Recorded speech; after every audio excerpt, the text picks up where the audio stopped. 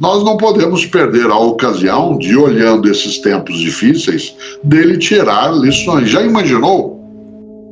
Se além de viver horror, cicatriz, doença, trauma, luto, dificuldade econômica, dificuldade de convivência, perdas, se além de tudo a gente ainda não aprender nada, isto é, sairmos do mesmo modo que entramos, claro que nós não teremos uma alteração tão profunda, e nem de todas as pessoas.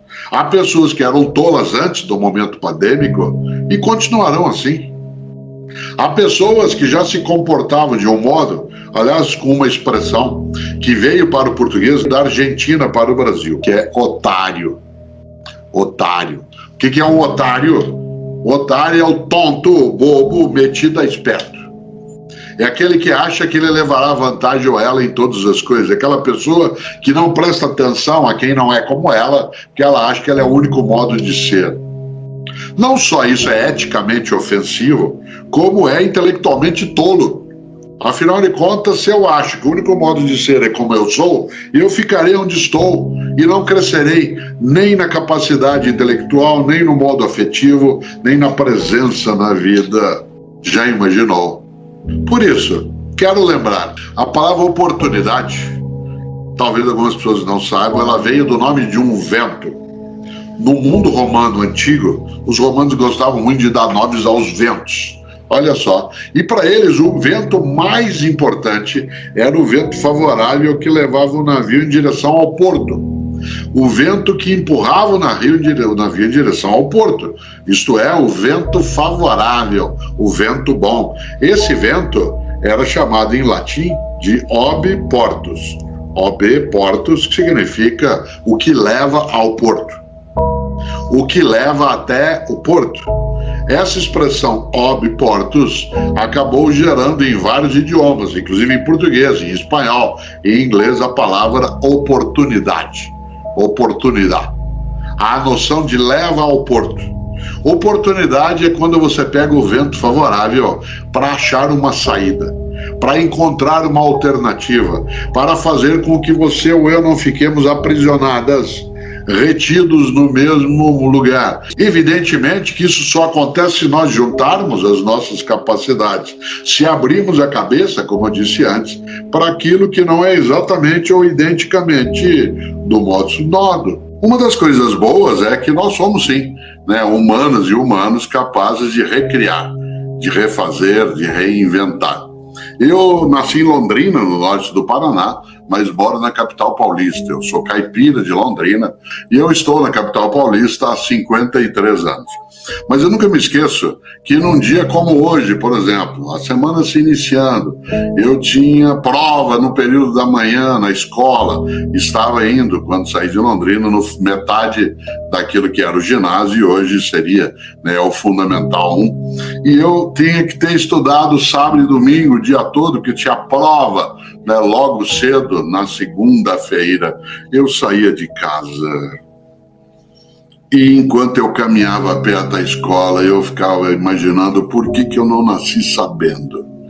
Por que eu não nasci sabendo? Porque ser submetido a uma prova, ter de estudar, ter de perder uma parte daquilo, que seria o tempo de descanso e de brincar, aquilo era muito suplicial, era um suplício, E eu imaginava exatamente isso enquanto caminhava, e a pé eu até a escola, morava a 3 quarteirões dela, 12, 13 anos de idade, pensava, por que eu não nasci sabendo? Olha só, evidentemente que naquela idade eu não imaginaria que se eu tivesse nascido sabendo, eu teria uma limitação imensa.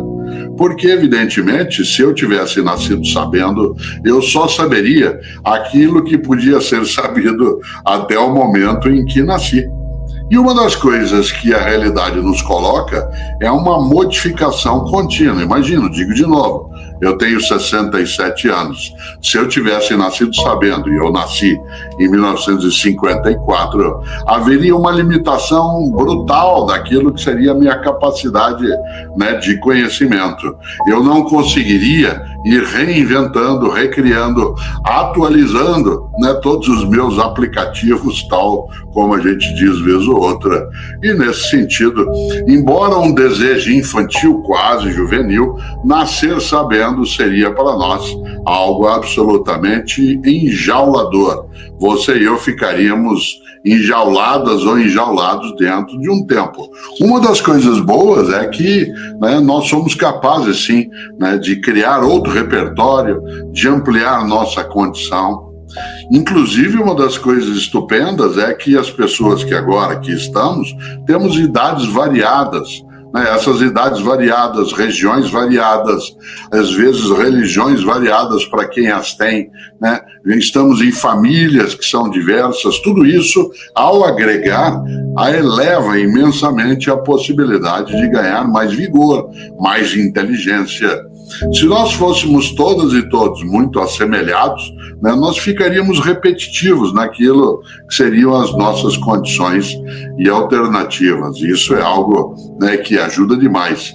As pessoas que têm menos idade do que eu, isto é, provavelmente todas, né, e todos que estão agora aqui, que é conosco, talvez não saibam, mas há 30 anos, quando muitos estavam nascendo, ou começando a crescer, há 30 anos um gestor, um diretor, um head de alguma área, diria para os outros numa conversa de almoço: olha, o pessoal que trabalha comigo ali é muito bom, viu? Na minha equipe todo mundo pensa igual. Evidentemente que isso, no mundo das condições em que se tinha, com menor nível de competitividade, com requisito menor de produtividade, né, com uma rentabilidade e uma lucratividade ainda em que havia uma satisfação na disputa concorrencial que era mais limitada, isso é até algo que se aceitava. Hoje, a ideia é absolutamente fatal. Hoje, a ideia mais importante, por exemplo, na minha equipe de trabalho, aquela que eu dirijo, né, dentro da minha empresa, um dos meus gostos é dizer: olha, o pessoal que trabalha comigo é muito bom, viu? Nem todo mundo pensa igual, mas na hora de agir, age junto. Olha só, nem todo mundo pensa igual, mas na hora de agir, age junto, porque qual seria o princípio central para nós elevarmos a nossa performance quando se imagina o fato de que outras pessoas que não pensam como nós são uma estupenda oportunidade de renovação? Claro, também serve para confirmar o que sabemos, também servem para refutar aquilo que imaginamos correto, né? E nesse sentido, hoje a frase que eu mais gosto de dizer: olha, o pessoal que trabalha comigo é muito bom, nem todo mundo pensa igual, mas na hora de agir, agimos juntos, porque a regra é diversidade na reflexão, unidade na ação. Excelência é quando você ultrapassa, quando você vai além. Excel, em latim, significa aquilo que ultrapassa. Uma pessoa excelente, o que é? Uma pessoa excelente é aquela que vai além do óbvio. Uma pessoa excelente é aquela que faz mais do que a obrigação. Cuidado. Fazer mais do que a obrigação não é trabalhar sem salário, trabalhar sem recurso. Trabalhar fazendo mais do que a obrigação é ter a obrigação como ponto de partida e não como ponto de chegada.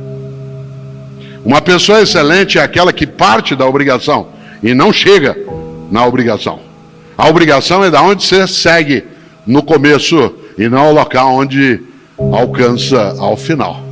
Você conhece gente excelente, você conhece professor excelente, você conhece família excelente, você conhece médico ou médico excelente. Para nós, o que é um garçom que a gente aprecia é aquele que faz mais do que a obrigação. Qual é a obrigação do garçom? Anotar teu pedido, indicar um lugar, trazer as coisas no final. Anota. Qual é o garçom que você gosta de ser atendido? Aquele que faz mais do que a obrigação.